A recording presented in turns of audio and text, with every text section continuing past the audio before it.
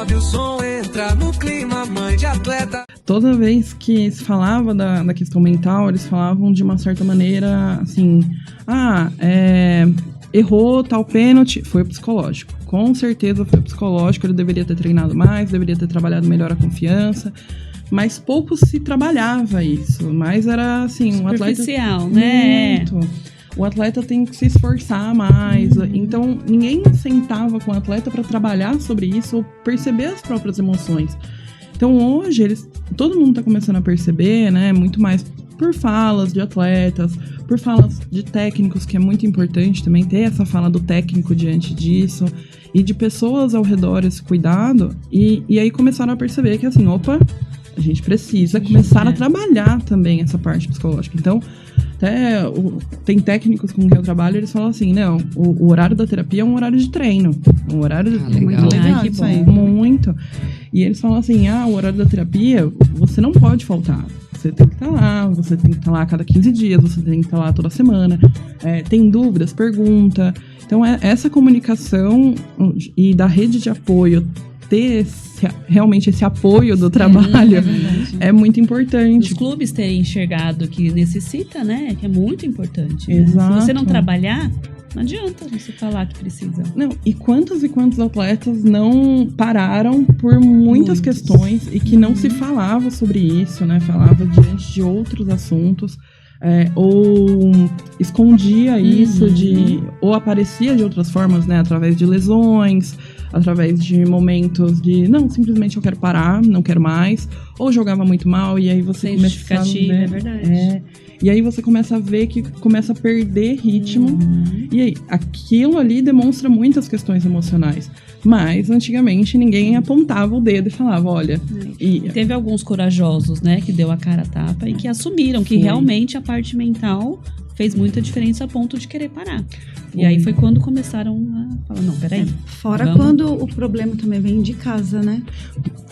Aí no clube não tem essa rede de apoio, que por mais que muitos acham que é coisa simples, mas não é. Se cada clube tivesse um profissional na área do psicólogo, eu acho que sim, ajudaria muito as crianças e até mesmo técnicos, professores, os pais, porque às vezes chega uma criança de casa com um problema em casa e o garoto tem um potencial incrível ali no esporte, mas aquela situação em casa é tão grande em cima dele, aquela carga, e acaba comprometendo o desempenho dele no futebol. E aí o técnico não entende a situação, ao invés de conversar, não, o garoto é ruim, e aí vai lá e dispensa o garoto. Mas não, por trás de tudo aquilo tem uma situação que está mexendo com o psicológico dele, né?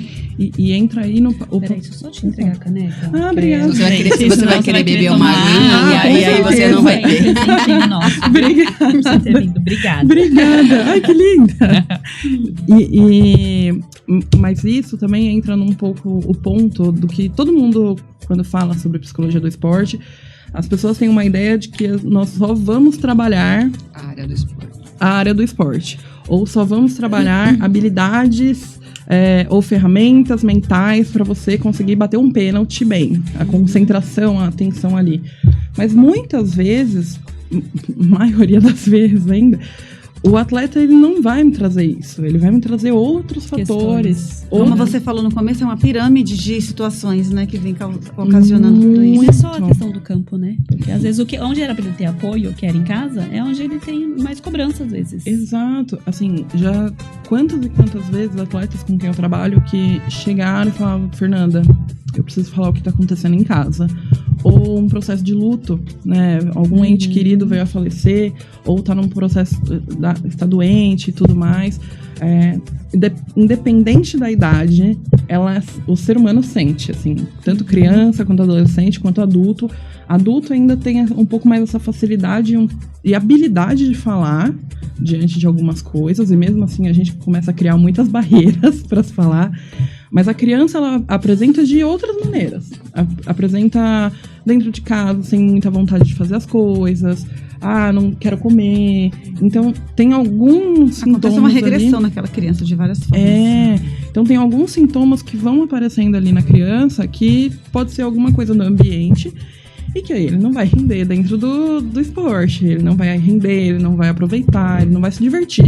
E aí se você chega num ambiente a qual tem muita pressão, Aí o que era pra ser diversão não se torna diversão. E aí não é só no esporte que vai ter essa regressão, é em todos os lugares da vida dele, né? É na escola, na família, no esporte, em todo lugar. Exato. Mas eu acho que o que você está falando, né, Fer, é muito que assim, você cuida do ser humano, você não cuida do atleta, né? Embora você tenha a especialização, porque você tem que entender o tanto que o esporte exige, mas não tem como você dividir o ser humano e falar assim, eu vou tratar só a parte dele dentro do campo e não tratar o restante, né? Porque você trata do ser humano, você não trata do atleta, né? Porque não tem como render. Se o ser humano ele não está bem ali, ele não vai conseguir render dentro. É igual nós no nosso trabalho. Sim. Se a gente está com confusões dentro do, né, ou dentro de casa, ou diante de algumas situações, quando a gente vai pro trabalho, a gente já tá cansado. Vai levar aquilo, né? Vai levar de alguma maneira. E aí, o esporte é a mesma coisa, assim. Eu acho engraçado quando alguém fala, entra pro campo e esquece o que tá acontecendo lá fora. Eu falo, nossa, eu gostaria muito. Tivesse como apertar uma tecla, né? Aperta seria ali, lindo. Pronto. Mas não tem como. Quantas vezes, assim, o atleta tá me contando algumas coisas e a gente fala, olha, vamos trabalhar sobre isso. E tem atletas que, assim, começa, né, falando sobre o treino e tudo, aí depois ele vira e fala assim, Fernanda, eu preciso te contar uma coisa. E aí começa a falar de algumas questões não tem nada pessoais. Pra falar e de repente despeja um monte de coisa. Tá tudo bem, sim.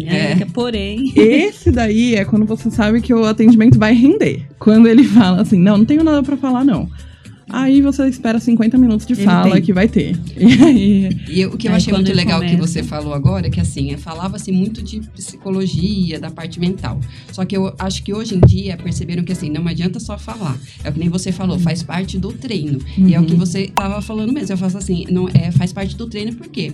Não adianta só a gente falar, você tem que fortalecer o físico e você tem que fortalecer a mente. Sim. E não é qualquer pessoa que vai fortalecer a mente. Não é a gente pode, como mãe, a gente faz o que a gente pode, mas a gente não entende a mente a fundo. Então, acho assim, a importância dos profissionais, eu acho que assim, da mesma forma que um professor de educação física tá lá para fazer a parte física do seu filho, o psicólogo tá lá para fortalecer a mente dele, né? Então, eu acredito, assim, que vocês sejam, hoje em dia, cada dia mais, a gente tá enxergando isso, né?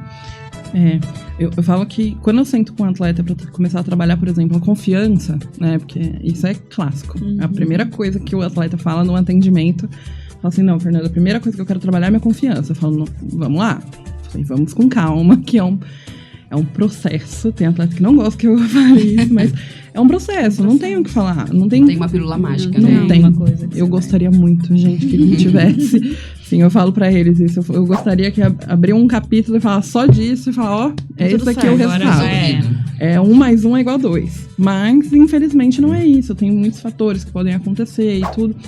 E aí, quando você começa a trabalhar isso com o atleta, eu falo pra eles assim, confiança é alguns fatores, né? Eu falo que é as 4 pontas da cadeira. É o físico, tático, técnico e psicológico. Porém, você não vai ter confiança, não tem como a gente trabalhar algumas questões psicológicas se o físico também não tá muito bom. Se o tático também precisa ser trabalhado. O técnico precisa também ser trabalhado. Então, isso tudo, quando a gente começa a ter uma habilidade e começa a treinar esses pontos e começa a perceber que está indo bem, eu falei, pronto. Aí você tá começando a criar sua confiança com você mesmo. Porque você percebe que tá indo bem. E aí você começa a trabalhar algumas questões psicológicas, né? Pontos de concentração junto com isso tudo. E aí entra no papel do psicólogo que ele não trabalha sozinho. Então, o psicólogo nunca trabalha sozinho. É outra coisa que eu também dou risada quando eu escuto alguém falando que o psicólogo trabalha sozinho. Eu falo, gente, não na área do esporte. Porque vai ter momento que eu tenho que conversar com o fisioterapeuta. Se você tá trabalhando dentro de uma equipe, como que eu vou conversar junto com o fisioterapeuta? Como que eu vou conversar com o nutricionista? É uma equipe toda. É uma equipe conjunto, toda, né, assim, de fatores para as coisas. Totalmente. O tanto que eu converso com os nutris, eu falo assim, senta aqui. A gente precisa falar sobre algumas coisas. Os preparadores físicos, os técnicos. Então, o que dá muito certo é quando você percebe que tem esse trabalho multidisciplinar. E aí se torna um time, né? É um time. A comissão técnica é um time. A psicólogo tá ali junto da comissão técnica. E aí você começa a trabalhar essa ponte de todo mundo, começa a trabalhar, entender como que é a fase da nutrição agora para trabalhar a fisioterapia, por exemplo, num processo de lesão. como que a gente pode trabalhar a questão psicológica junto com o fisioterapeuta, junto com o Nutri. E na hora da lesão, eu creio que é bem complicado, porque quando o garoto se lesiona, que ele fica afastado dos treinos do campeonato, da escola, e quando ele volta, então automaticamente o psicológico dele já vem bombardeando. Eu fiquei um mês fora, já tem outro garoto no meu lugar, eu perdi o meu lugar, e agora o que eu vou fazer? Eu acho que o principal é você trabalhar primeiro quando acontece a lesão, né? Porque eu acho que é o momento para ele. Se ele já sai preparado, ele volta melhor ainda, bem preparado. Ele tem que ter todo um suporte, porque a lesão é um momento pro atleta que eu acho que é um dos piores, né? Olha, o tanto que eu escuto dos atletas assim, eu parei. Quer dizer, eu lesionei, eu vou ficar parado, eu não vou evoluir, eu não vou conseguir evoluir. Eu falo, gente, não é isso. Eu falo, é um capítulo da sua vida. Eu falei, quando você tá lendo o livro, um capítulo da sua vida, você não parou o livro. Não. Você tá continuando o livro. Apenas um capítulo. Eu falei, como que a gente vai trabalhar agora essa questão? Muitas vezes, no processo de lesão, que realmente é muito complicado, ele é um processo ali com muita oscilação de humor. Sentimentos, né? Eu imagino, deve ser terrível. Vai ter um momento que você tá muito feliz, vai ter um momento que você vai estar muito triste, porque você evoluiu, assim, 5% do que você gostaria, né, de ter evoluído, mas às vezes pro fisioterapeuta você fala assim, cara, você evoluiu muito. Ficar feliz por essa pequena evolução, né? Mas, se tá acontecendo o campeonato junto ao mesmo tempo, você vai lá assistir o jogo, você fala, nossa, não posso. Não posso porque eu vou ficar mal. E aí, tem momentos que eu falo até pro atleta, assim, eu falo, olha, tá te fazendo mal? Então não vai. Assim, é uma coisa que tá te fazendo mal. Eu já ouvi muito falar isso. Às vezes a gente fala com pais mesmo, né? Vamos lá assistir o jogo. Aí o pai fala, eu não vou, porque ele vai lá e assiste e depois, acaba com o final de semana dele, porque ele fica naquilo que ele queria estar lá jogando e ele não pode, né? Exato. E aí é você respeitar isso do atleta, né? Lógico que com o tempo você trabalhar essa coesão de novo, essa integração novamente com a equipe, porque você tá um pouco afastado, mas você tem que trabalhar esse ponto também, porque e respeitar. Se não é uma coisa que o atleta quer voltar, ele não quer voltar. Ele quer com o tempo, ainda é um momento muito doloroso, né? E tem alguns que lidam com isso com medo, né? Porque você, nossa, vai acontecer de novo, eu vou ter que passar por tudo isso de novo. Na hora de voltar, né? Então na hora de voltar. Por mais que a gente, os pais, sejam leigos nessa situação, porque mãe e os pais pegam muitos pontos dos filhos, mas muitas coisas passam na nossa visão que a gente não consegue pegar. E eles começam a dar sinais. Não é, nossa, mas o Joãozinho ontem estava perfeito, hoje ele regrediu, ele caiu, não foi de ontem. E isso já vem há muito tempo.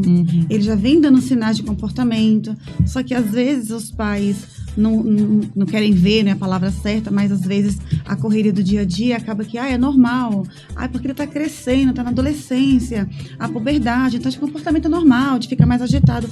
E não é. Cada detalhezinho é importante. Lá em casa, por exemplo, eu tenho 3. Eu tenho de 21 e tenho gêmeos de 13. Então, assim, nós temos uma tática lá em casa que nós não temos televisão no quarto. Cada um faz a sua vida, a sua família como quer. Nós não temos. Nós não autorizamos. Televisão é só na sala. Quarto, ninguém tem televisão. Porque nós conhecemos como que são eles nesse mundo de hoje. Computador e celular, a gente vai deitar, desliga tudo. Então, assim, claro que eu sou falha bastante. A gente sempre fala, né, que a gente não tem manual de instrução. Mãe não vem com manual, a gente erra, aprende com os erros. Mas eu acho que nós, mães e pais, temos que ficar de olhos muito abertos em tudo que eles fazem. O som entra no clima, mãe de atleta, é pura adrenalina, adrenalina.